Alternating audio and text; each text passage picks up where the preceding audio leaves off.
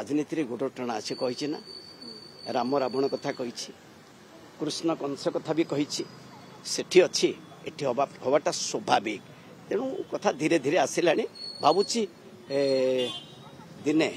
सत्य आसब सत्य प्रकाशित भी हम कहूँ परा कही झील बाहर दिन आसती जहाँ अधा अच्छी मत कही प्रभात प्रकृत कथा तमें जाच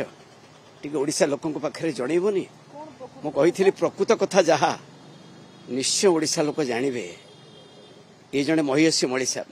मुझे जो बारंबार कही आपण मान बैट्रे मोर देखिए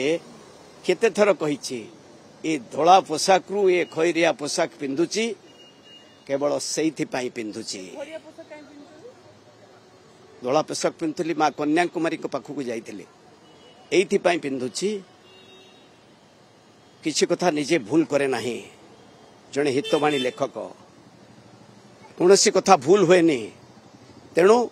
ये धला पोशाक रु खैरिया पोशाक पिंधि ये राजनैतिक गोड़ टणा पिंधि आगुरु कही सबुठी रही राजनीति रे गोड़ टणा अच्छी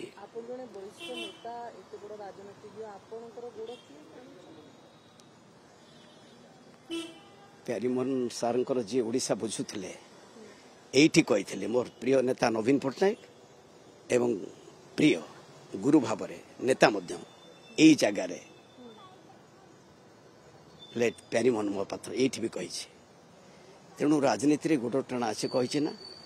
राम रावण कथा कही कृष्ण कंस कथा भी कही सेठी अच्छी एटी हवाटा स्वाभाविक तेणु कथा धीरे धीरे आसला भावुची दिने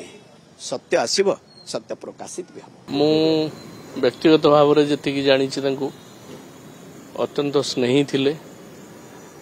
एवं सबु जिनस कारण से भल स्टूडेंट कैरियर रे